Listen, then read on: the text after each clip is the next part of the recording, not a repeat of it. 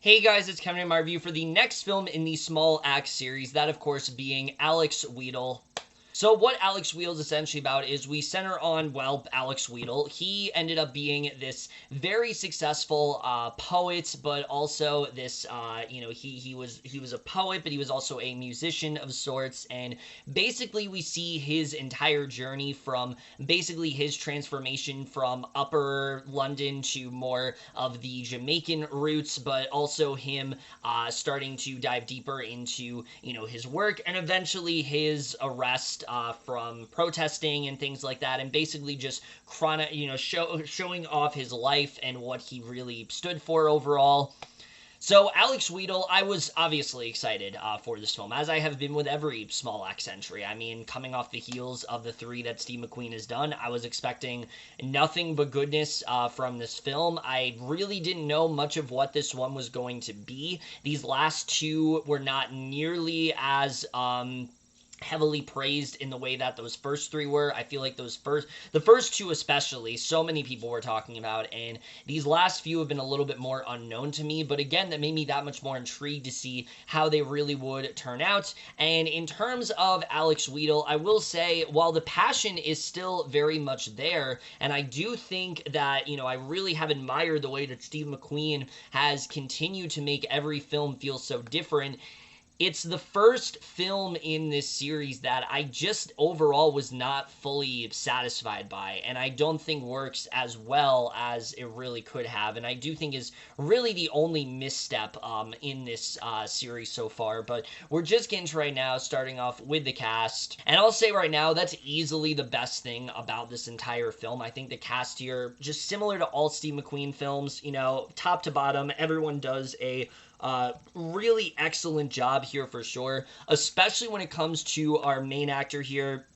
Sheyi Cole is phenomenal, I think, as the character of Alex Wheatle, especially because of the fact that, again, he is able to give a lot of dimensions to him. This is a role that is very complex. There's a lot that Wheatle goes throughout this film, and I think that Cole did a really good job of diving into that, whether it's his transformation as a character, both literally in terms of his dialect, but also in the way that he ends up presenting himself, but also just really showcasing the passion that Wheatle had, why he cared so much about what he did. I think that's something that Cole just did a really good job with here. I thought his performance was very effective and really held this entire film together. It really stood out as the best element of this film for me, and I really did like his performance here. And again, I think the film is very much worth watching just for his performance overall. Let's get to the directing and the writing, because, again,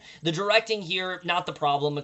Steve McQueen, as usual, does a really good job directing this film. You can tell that there was a lot of passion put into it, as I have said with all the other films that he's done. And the one thing I really do admire about him, and he talked about this in his, in the behind-the-scenes featurettes they've been doing, every single one of these, he's been taking as, like, a history lesson for himself, as a way to sort of examine, his roots, so to speak. Because this is where he ended up growing up. He's really taken a hard look at that stuff, and I think he did a really good job of that here. You can tell there's a lot of passion he has for Alex Wheatle. You can tell he really was inspired by Alex Wheatle, and he feels like this is a story that deserves to very much be told, and I really do appreciate his continuous ambition here. I think that's something he does a very good job with, but I do think that the ambition at points is what does ultimately hurt this film.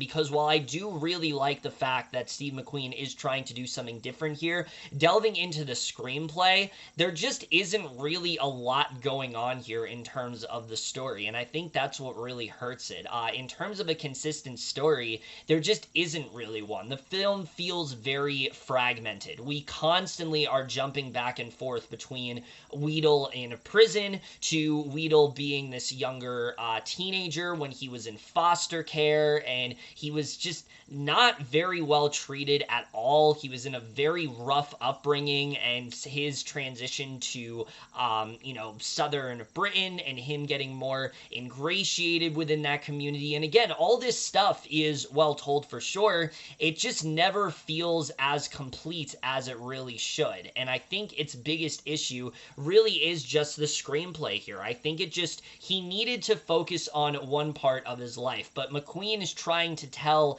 an entire story in what's really just an hour film. And I'll get more into that with the editing, but I just think overall, I think that the story was just not as well handled here as it could have been. I certainly cared about Alex Wheatle, don't get me wrong. I think the film does do a good job with doing what it can to tell this story. Like, you do definitely feel like his transformation makes sense, but it still feels very rushed, because it feels like a second ago he was speaking like in a very posh British accent, and now all of a sudden he's speaking like, in a very clearly Jamaican one, and it definitely throws you off a bit. It doesn't feel like there is as clear of a transformation here as it should be. You just don't really feel the time in this movie, because they're always moving so rapidly between things. And I think that ultimately is what really hurt this film for me. I didn't have a hard time figuring out what was going on, because it was clear what was going on.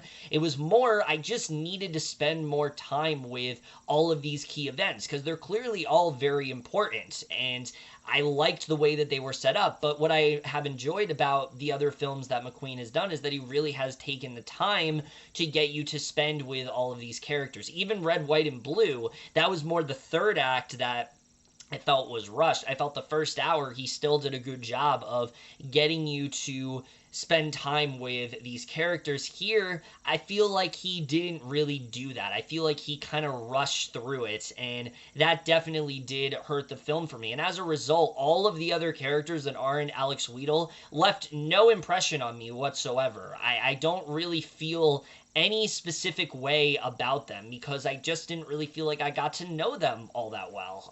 Wheatle, definitely I got to, we get to know, but everyone else just feels very thinly sketched in that way, and I think that definitely does hurt this film for sure. But, again, the writing is definitely, I think, one of the biggest issues here. The cinematography, though, absolutely, though, is amazing here, as it's been for every single film. I think he just does a really good job with fleshing out this world, fleshing out this time period. You really do feel like you are in the 80s here. You really do feel like you're going through this time period. It feels very lived in that way, and I think he does a really good job with that. The other thing I think that's really going to stick out to people is the soundtrack in this film is fantastic. It's a very Jamaican-heavy soundtrack, very, very much like how Lovers Rock, the soundtrack was almost a character of its own. That's very much the case in Alex Wheatle, because a lot of these characters are obsessed with reggae music, and that's something that Wheatle very much takes advantage of, because he starts to write these poems and he starts to write these songs that are in reggae music, but it's about stuff that matters a lot to him, like the bricks, all of the discrimination, all of this police brutality. He wants to try to put an end to it. He wants to be the one to kind of be a peacemaker in that way, and he wants to be like sort of a he wants to be a storyteller in combating against that. And I think that was definitely really well done in this film when it came to the score here. I think all of that is very well done. But the editing is the other thing that really does hurt this film, because this film is really only an hour long. And again, while I appreciate the fact that McQueen made such an ambitious choice, you can really only do so much in an hour. And it definitely shows that this film needed to be a lot longer than it really was. I think at most it needed 30 more minutes. You could have maybe even another hour, but it definitely needed a lot more time to tell this story, because just too many moments felt very brief. Too many things felt like we just didn't get as full of a grasp as we could have. And I think that definitely did hurt the film overall. And I just wish we could have dived a bit deeper into some things in this movie. And if the film was longer, I think definitely that could have helped it. But the film feels very fast-paced. It feels very truncated in that way. And again, I don't know if I necessarily blame McQueen, or I just blame the fact that he thought that the story he would be able to tell in, you know, this specific time, and he just didn't have the time to do it. And I think that definitely did hurt the film overall. That being said, the ending here I think is still very effective. I liked the way the movie wrapped up. I liked the message that this ended up standing for, and I did find myself learning a lot about Alex Wheatle. I just wanted to learn a little bit more. I just wish I could have spent more time seeing his struggle. I just wish I could have seen more time getting that transition. I just wanted to spend more time with these characters, and that's really my biggest issue, I would say, is that I didn't feel like enough time was spent. I didn't feel like I got to know everyone in the way that I really wanted to, and I think that's what ultimately does bring this film down. So again, while there are a lot of things I definitely do appreciate about Alex Wheatle, I love the reggae score. I love the story that McQueen is trying to tell here. I really like the main performance. I think there are a lot of things that are well delved into here, such as the Brixton Uprising, such as Wheatle's transition, such as Wheatle's transition from Northern Britain to Southern Britain. I think all that stuff is really well done. I just wish that it could have been delved into a lot more than it should have here. It just feels a little too truncated for my liking. So unfortunately, this really is the first entry in the Small Axe series that I can't overall say that I liked. So I am going to give Alex Wheatle a C+. That being said, this film definitely does not take away from how good Small Axe has been as a series. I mean, we really have been blessed here with what we've gotten from Steve McQueen. I think we haven't taken full advantage of it, and the fact that there's only one more left, and this is really the only entry that I can't say that so far that I haven't liked, I think is a real accomplishment. And I have already seen the final entry. I'll give my review to that soon, but I still don't think this film at all takes away from that, because there's still so much to like about this one overall. But that being said, this is my review of Alex Wheatle. The most guys saw this movie, left your thoughts, and we'll see you guys in my next video, and we'll see you guys for that. Okay, bye.